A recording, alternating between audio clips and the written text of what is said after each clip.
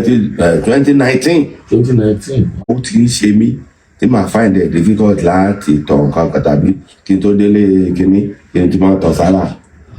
Mo dẹ̀ lọ hospital, wọ́n ń fún mi ní kinní, nígbà tó yá wọ́n ṣe test fún mi, wọ́n tọwọ́ bọ ìrùnsù mi, wọ́n ní àrùn tí ó ti fẹ́ block mi pé enlarged prostate ó wá di ojú tọ̀ kankan. Erinwo àjànàkú bí òkè kòwé ké lágbo òṣèré tíátà. Ikú mú àgbà òṣèrékùnrin tó tún jẹ́ olùkọ́ Kọ́lá Oyèwọ̀lọ. Ọ̀kan lára àwọn àgbà òṣèré nílẹ̀ Nàìjíríà ní ikú mú lọ lọ́jọ́ Ẹtì ọjọ́ 12 oṣù kẹfà ọdún 2026 yìí. Ìròyìn ikú àgbà òṣèré náà gba orí ayélujára kan. Àwọn gbajúmọ̀ òṣèré bíi Kúnlé Afọ́d àti Yọ̀mí Ọlọ́runláyé ni wọ́n ti ń dárò ìpapòdà àgbà òṣèré náà. Láìpẹ́ yìí ni olóyè Kọ́lá Oyèwọ̀ ṣe ayẹyẹ 100 ọdún lókè èèpẹ̀.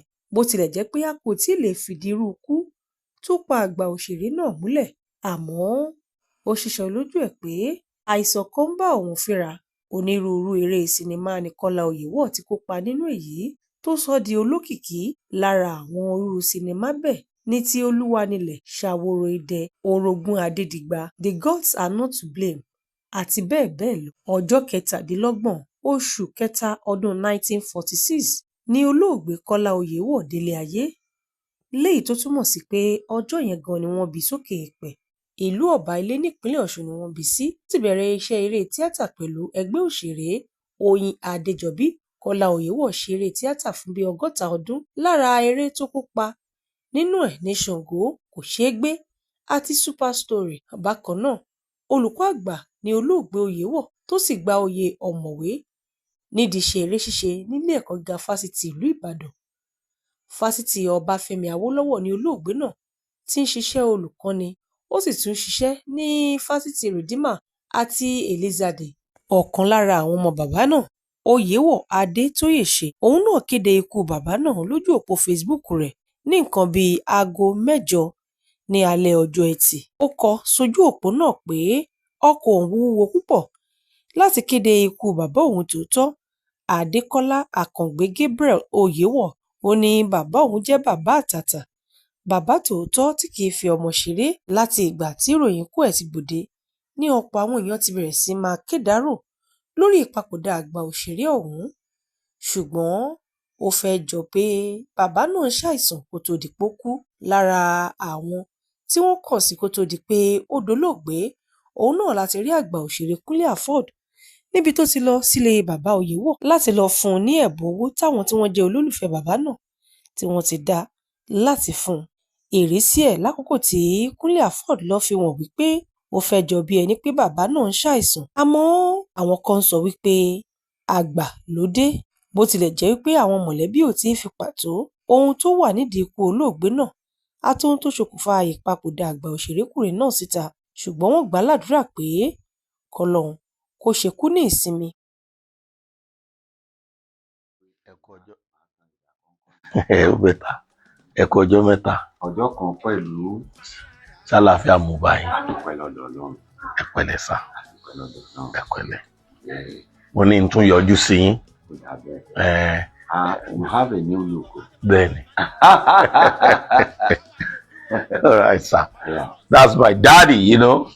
It's been almost a year tí mo dé bí báyìí. Àbẹ̀ so mo ní kí n wá tún kí yín ká kí yín sílé, ó ti pẹ́.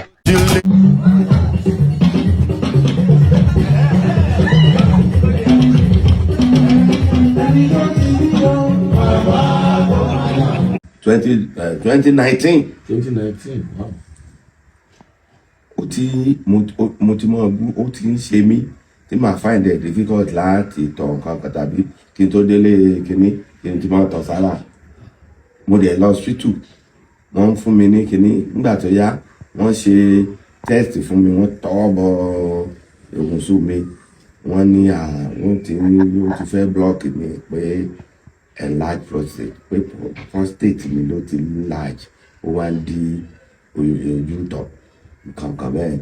Mo wá drive dé láti Ìlaramọ̀kín ni mo ti ń ṣiṣẹ́ torí wàrà mi lé pápọ̀.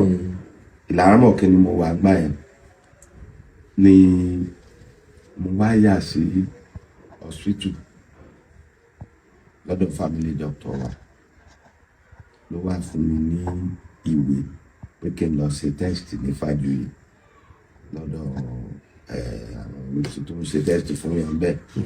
Nígbà tí mo débẹ̀ ọba dá mi jókòó ọba kó pure water méjì fún mi, wọ́n ní kí n mú yìí tí mo bá mu pure water wọ́n bá láìlẹ̀ sórí kìíní bí ìgbà wọ́n bá ń ṣe scanning fún aláboyún yẹn wọ́n wá ṣe scanning fún mi